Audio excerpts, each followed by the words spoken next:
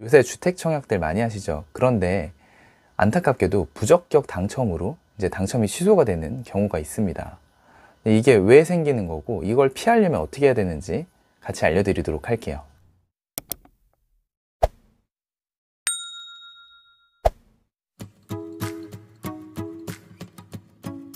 일단 부적격 당첨 왜 생기나 이 부분부터 알아볼 텐데요.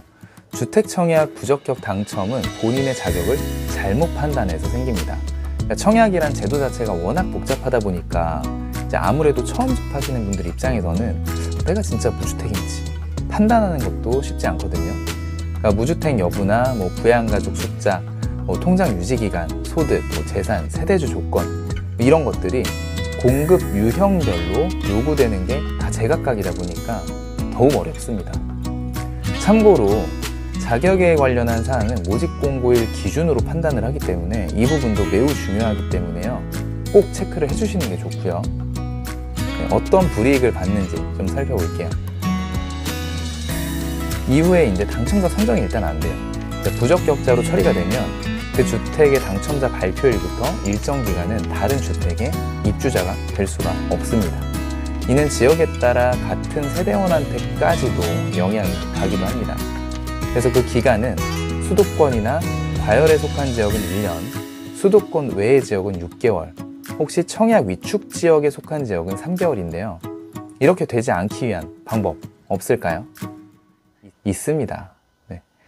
부적격 당첨자가 되지 않기 위한 방법. 네. 가장 좋은 방법은 청약홈에서 운영되는 모의 청약을 통해서 사전 연습을 충분히 하는 거예요. 그러니까 자연스럽게 내 상황을 정확하게 판단할 수 있게 좀 도와주거든요. 그러니까 미리 연습을 해놓으면 실제 내가 원하는 지역에 모집 공고문이 떴을 때 틀리지 않게 잘 입력할 수 있게 됩니다. 그러니까 제가 몇 가지 그림들을 보여드리면서 설명을 드릴게요. 네, 이런 형태로 해볼 수가 있어요. 특별 공급인지 일반 공급인지 유형을 일단 선택을 하게 되고요. 그 주택 유형을 선택합니다. 민영인지 국민인지 선택을 하는 거고, 그리고 어떤 타입에 할 건지, 모의니까 모의 연습이니까 아무거나 선택을 해보고요. 그리고 거주지를 선택을 합니다. 네, 이 거주지 같은 경우는 현재 거주하고 있는 지역과 주택을 청약하려는 지역이 같으면 해당 지역에다 선택을 하시면 되고요. 그렇지 않고 주변에 인접한 곳이다 그러면 기타 지역으로 선택을 하는데, 해당 지역과 기타 지역을 구분하는 기준이 별도로 있어요. 또한 단순하게 지금 해당 지역에 거주하고 있는 것뿐만 아니라 거주기간 2년 이상 이런 조건이 붙기도 하기 때문에 꼭 해당 모집 공고문도 함께 확인을 해보는 게 좋습니다. 그리고 전입일, 전입신고일 이런 것들을 등본을 통해서 정확히 확인하시는 게 좋고요. 그리고 나서는 이제 주택 소유 여부를 확인을 하게 되는데, 본인이 무주택자인지 아니면 주택이 있는 상태인지 이런 것들을 입력하는 거거든요. 근데 여기서 중요한 거는 본인뿐만 아니라 같은 세대원이 갖고 있는 주택도 포함해서 생각을 해야 되기 때문에 같은 세대가 어디까지인가를 정확히 판단하셔야만 됩니다. 네, 같은 세대의 기준을 정말 간단하게만 설명하면 배우자는 무조건 같은 세대이다.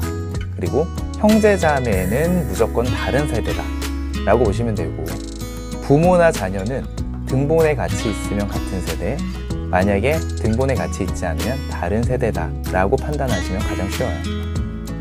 그리고 주택이 있어도 예외로 봐주는 경우가 11가지나 있거든요.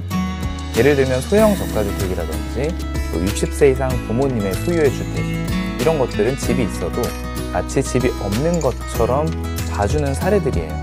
그래서 이런 것들이 총 11가지나 있기 때문에 이것도 꼼꼼히 챙겨서 혹시 유주택자여도 무주택으로 청약이 가능한지를 같이 알아보는 게 좋습니다. 네.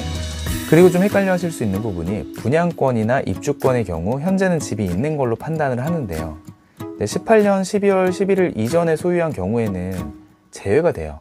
근데 당시에 분양권이나 입주권을 소유하신 분들은 어차피 현재 대부분 입주가 끝났을 거잖아요.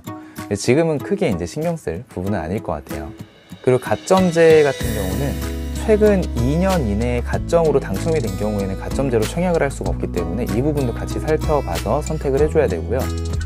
내가 가점제로 당첨이 된 적이 있는지는 공인인증서, 금융인증서 이런 걸로 로그인을 해서 당첨 여부를 확인하실 수가 있습니다.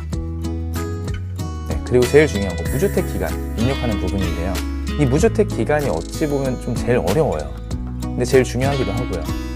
기본적으로는 30세부터 계산을 하는데 만약에 그 전에 내가 결혼한 적이 있다 그러면 그때부터 계산을 합니다. 근데 중간에 혹시 집을 소유한 적이 있다 그러면 집을 팔아서 무주택이 된 날짜와 다시 한번 비교를 해봐야 돼요. 그러니까 예를 들어서 내가 27살에 결혼을 했어요. 그러면 원래 27살부터 계산하는 게 맞지만 당시에 만약 집을 가지고 있었고 이 집을 32살이 돼서 팔았다 라고 가정을 하면 당연히 무주택 기간은 32살부터 계산을 하는 겁니다. 그래서 이게 청약홈에 계산기가 있어요. 그래서 정확하게 자기 혼인신고일이나 뭐 집을 매도한 날 이런 것들을 다 입력해 볼 수 있고 계산하기를 딱 누르면 뿅 하고 해당 기간이 딱 나옵니다.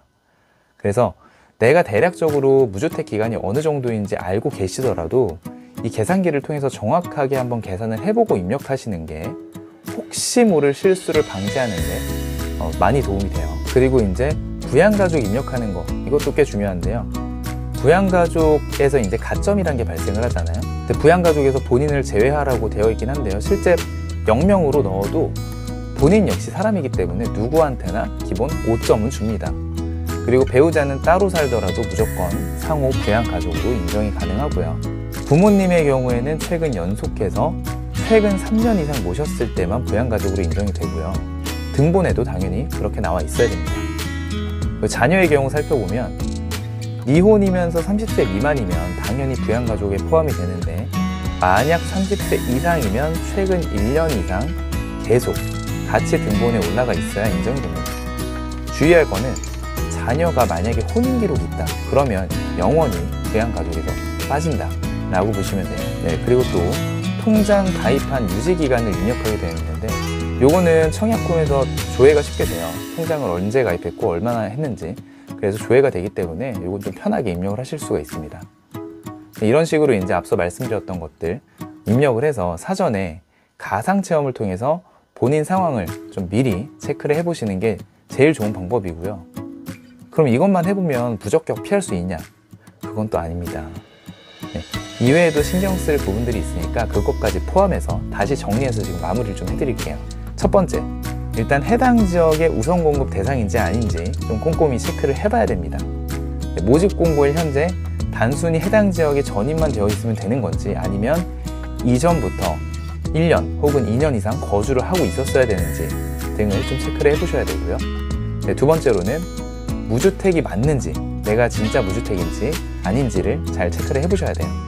네, 같은 세대원 중에 주택이 있으면 또 무주택이 안 되는 경우가 있잖아요. 그래서 배우자는 따로 있어도 같은 세대나 마찬가지이기 때문에 이런 것도 특히 조심하시고요. 네, 세 번째로는 무주택 기간을 정확하게 계산을 할 줄 알아야 됩니다. 어차피 청약홈에 계산기가 아까 있다 그랬죠. 그래서 그거를 적극적으로 활용해 보시는 게 좋고요. 네, 부양가족 숫자 넣는 거 주의하시고요. 나를 빼고 집어넣는 거예요.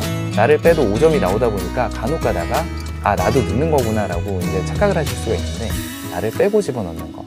배우자랑 함께 살고 있다면 배우자 한 명으로 입력을 하는 거죠.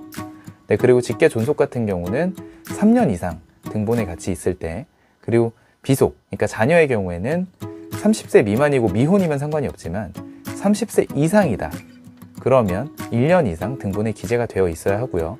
만약에 결혼한 이력이 있다 그러면 무조건 빼셔야 됩니다.